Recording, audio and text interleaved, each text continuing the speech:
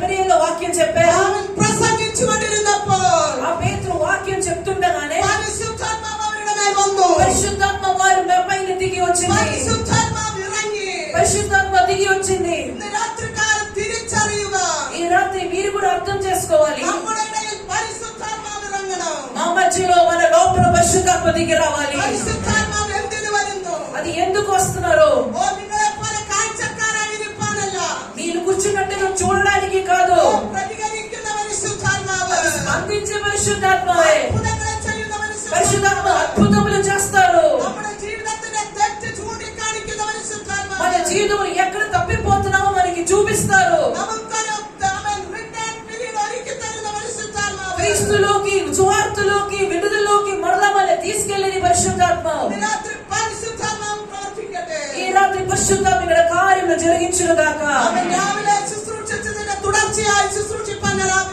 పొద్దున్న చెప్పిన కంటిన్యూస్ గా మాట్లాడడానికి ఇష్టపడుతున్నాను.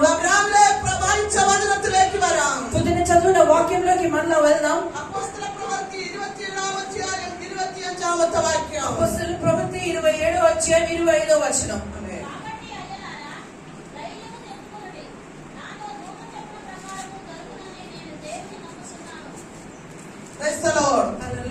അതുകൊണ്ട് പുരുഷന്മാരെ, కాబట్టి అయ్యలారా, നിങ്ങൾ ധൈര്യമായിരിപ്പീൻ. ధైర్యము తెచ్చుకోండి. നിങ്ങൾ ധൈര്യമായിരിപ്പീൻ. ధైర్యము తెచ్చుకోండి. അവർ ധൈര്യം നഷ്ടപ്പെട്ടവരായി തീർന്നു. ఎందుకంటే వారు ధైర్యం కోల్పోయిన వారుగా ఉన్నారు. ഭയപ്പെട്ടവരായി തീർന്നു. భయంతో ఉన్నారు. ആവർത്തന വിരസ വരുത്താതെ ഒരു കാര്യം കൂടെ ആവർത്തിപ്പാൻ ആഗ്രഹിക്കുന്നു. పొద్దున చెప్పినట్టుగా ఇంకొక మాట కూడా నేను చెప్పాలని ఆశపడుతున్నాను. ദൈവ സഭയ്ക്കെതിരെ, దేవుని సంఘానికి విరుద్ధంగా, ക്രിസ്തീയ ജീവിതത്തിനെതിരെ, మన క్రైస్తవ ప్రయాణానికి విరుద్ధంగా, ഓ നിങ്ങളെ ചതിക്കുന്ന കാറ്റായി, మిమ్మల్ని మోసం చేసిన కొన్ని గాలులు, തെക്കൻ കാറ്റ് വീശുന്നു.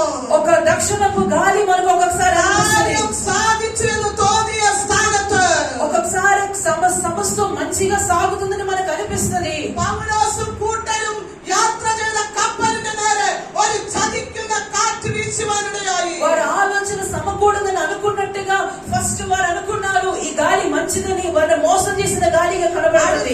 ఈశాన్యమూల కాറ്റ്. కానీ దానికి తర్వాత ఒక్కొక్క పెనుగాలి రావడం స్టార్ట్ అయింది. മുൻപോട്ട് പോകാൻ സമ്മതിക്കാത്ത ഒരു കാറ്റ്. ముందుకు సాగనివ్వకుండా పెనుగాలి వేసింది. അടുത്തൊരു കൊടുങ്കാറ്റ്. తర్వాత ఇంకొక ఊరుకులను ఒక పెనుగాలి. അവരെ തകർത്ത് കളയുവാൻ പുറപ്പെട്ട ഒരു കാറ്റ്.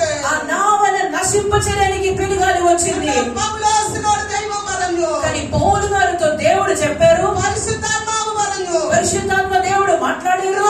സംസാരിക്കുന്നത് പരിശുദ്ധാത്മാവാണ്. ఈ రాత్రి మీతో కూడా మాట్లాడేదే పరిశుద్ధాత్మవే. పరిశుద్ధాత్మావు പറയുകയാണ്. పరిశుద్ధాత్మ ఇలా చెప్పారు, ఏ పౌలోసే, ఏ పౌలా, నీ భయపడണ്ട. నువ్వు భయపడొద్దు. కూడెన్నవరోട്, నీతో పాటు ఉన్న వారందరినీ ధైర్యపడువాൻ പറ. ధైర్యం తెచ్చుకోమని చెప్పు. రాత్రి ధైర్యపడుగా. ఇక్కడ కూర్చున్న మీతో కూడా దేవుడు అదే చెప్తారు, ధైర్యం తెచ్చుకోండి, ధైర్యం తెచ్చుకోండి. തകർത്ത് കളയുവാൻ ഇറങ്ങി പുറപ്പെട്ട സാത്താനെ കണ്ടുകൊണ്ട് మిమ్మల్ని నాశనం చేయడానికి వస్తున్న ఏ సాతాను యొక్క గాలి అయినా సరే భయపడരുത്. నువ్వు భయపడొద్దు.